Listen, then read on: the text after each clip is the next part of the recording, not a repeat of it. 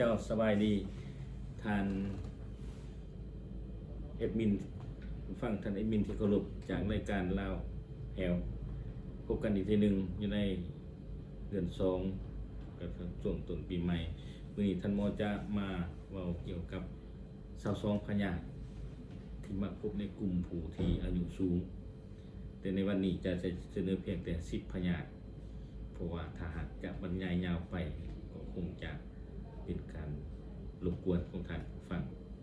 คือดังหูที่นำกันเลยว่าพยาธิผู้เฒ่าผู้แก่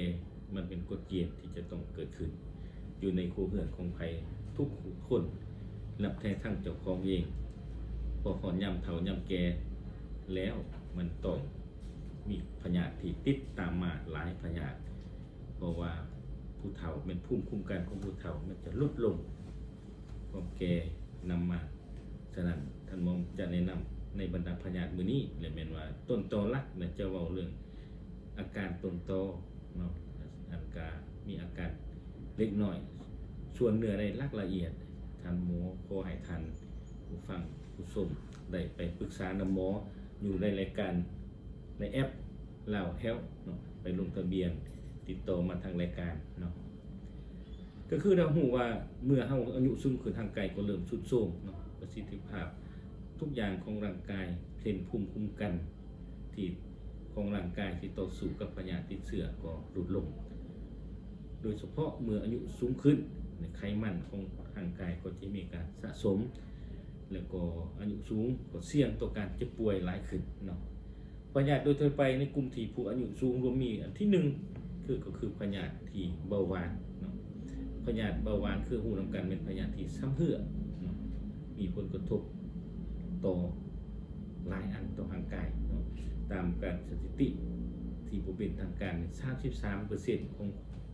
คนผู้ที่มีอายุ65 ปีเป็นต้นไปจะเป็นพบเป็นพยาธิเบาหวานอาการของเบาหวานในผู้อายุสูงก็สามารถบอกว่ามันก็จะเป็นเบาบางแต่บ่รุนแรงแสดงออกในการหิวน้ำเนาะไปถ่ายเบาอยู่เรื่อยแล้วก็ถ้าหากปะไปดุนมากบ่ได้มีการควบคุมบ่ได้มีการไปปัวรักษาจะมีอาการส่วนอยู่ทางตาเนาะบินหัวและปัญหาอื่นจะตามมาปัญหาต่างส่งก็ตามมาพยาธิที่2ก็คือพยาธิการสูญเสียความทรงจำซึ่งคำศัพท์ที่เขาใส่ว่าพยาธิอัลไซเมอร์เนาะซึ่งเป็นพยาธิทั่วไปในกลุ่มผู้ที่มีอายุสูงคือพวกเราเอ่ยว่าอาการเสื่อมความทรงจำเนาะอัตราการเป็นพยาธินี่ก็ต่างกันอย่างล่วงหลายเนาะคือว่าโดยเฉลี่ยแล้วเนี่ยมันประมาณผู้ที่จะเป็นพยาธินี่จะมีชีวิตอยู่ได้ประมาณ3-11 ปีหลังจากครับที่มีการบ่งบันทึก4ว่าตัวจริงมีบางคนก็ได้20 ปีนับมือมันจะนักเขาสักใส่เนาะ2ปัญหาที่3ก่อกันพยาธิที่3คือการสูญเสียของความได้ยินตัวนี้ก็เป็นปัญหาที่ของผู้อายุสูงเนาะ1/3ของผู้ที่มีอายุสูง65 ปีขึ้นไปมันก็มีการสูญเสียการได้ยินซึ่งเอิ้นว่าหูอึ่งเนาะอันนี้พวกเราจะเห็นผู้เฒ่าหลายๆคนจะมักใส่กล่องฟังแต่มีการนี้ตัวเลขเฉลี่ยแต่หลายคนก็อาจได้65ก็ยังหูดีตาก็ยังดีอยู่เนาะสาเหตุทั่วไปนี้ก็เป็นการเปลี่ยนแปลงของสันเจียวหูสันในของผู้ที่มีอายุเนาะมันเป็นตามเกณฑ์อายุ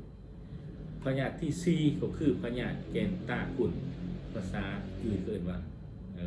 กระตลักเนาะก็เป็นพยาธิมักพบเนาะของแกนตาขุ่นเฮ็ดให้มีการจำกัดในการที่มองเห็นได้เนาะ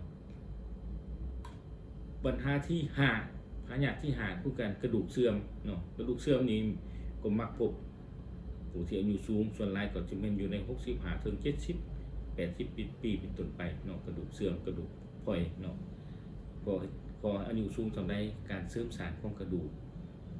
จุดหยุ่นของเอ็นของข้อต่อก็มีการเสื่อมลงเนาะปัญหาที่6เป็นอักเสบคอดูเนาะอันนี้ก็มักพบเนาะมักเจ็บหรือปวดคอถือว่าเพราะว่าอายุสูงขึ้นไปนำรอลื่นของคอก็มีการเสื่อมถอยเนาะและจะมาการเสียดสีและพามีการอักเสบพยาธิที่7เป็นพยาธิของหัวใจอันนี้แห้งพบหลายเนาะหัวใจพอมันติดพันหลายพยาธิที่ ตามมาเช่นผู้ที่มีพยาธิเบาหวานพยาธิต่างๆสุดท้ายก็เป็นพยาธิหัวใจเนาะพยาธิที่8ก็คือพยาธิมะเร็งแต่ว่ามะเร็งนี่ก็บ่หมายว่าจะเกิดในผู้เฒ่าก็สามารถเกิดได้ทุกวัยแต่ว่าอัตราของการเป็นมะเร็งนี้จะเป็นว่าส่วนร้ายกับบ่หลายพอปานใดเนาะถ้าหากเขามีการโภชนาการดีรักษาสุขภาพดีอันนี้ก็สามารถหลีกเลี่ยงปัญหาที่เป็นพยาธิของมะเร็งได้แต่แนวใดก็ดีเนาะก็บ่แม่นในตัวขอเป็นการตรวจสุขภาพเป็นประจำไตรมาสเป็นสิ่งที่สำคัญ2มาติดโตพัวพันบรรดาท่านหมอที่มีผู้เชี่ยวชาญประสบการณ์อยู่ในรายการแอปเราแฮลของพวกเราอยู่ตลอดพวกเราจะให้ความปรึกษาให้แก่บรรดาท่านผู้ที่มีพ่อมีแม่ที่กำลังที่มีอายุสูงเดี๋ยวประเสริฐปัญหาบรรดาพยาธิการมาถึงปัญหาที่9คือพยาธิที่9ก็พยาธิปอดอักเสบอันนี้ก็เป็นมักพบเป็นต้นเป็นอยู่ในฤดูหนาวถึงคลิปถึงก่อนท่านหมอก็ได้นำอื่นว่าพยาธิที่มักพบในฤดูหนาวไปแล้วปัญหาสุดท้ายก็คือพยาธิปอดอุดตันซ้ำเหือปัญหานี้ก็เป็นเกี่ยวพันถึงกันปอดทั้งนั้นผู้เฒ่าแต่ถ้าผู้เฒ่าที่มีการสูบยาก็แห่งจะมีความเสี่ยงสูงต่อการเป็นปอดอุดตันซ้ำเหืออันนี้คือว่าพวกเราเป็นพยาธิที่มักพบ10พยาธิแรกๆที่ได้พบที่ท่านหมอได้แนะนำไปอาจจะบ่ท่านจำแต่ว่าพวกเราจะมีบทในลงรายการไลฟ์ของรายการแอปลาวแฮปเนาะขอฝากความสุขสบายดีสุขภาพเป็นสิ่งที่ยอดยิ่งดูแลผู้เฒ่าผู้แก่อยู่ในบ้านในเฮือนขอบใจทุกท่านที่ได้ติดตามอยู่ในรายการแอปลาวแฮปจากรายการของเราในครั้งนี้ขอบใจ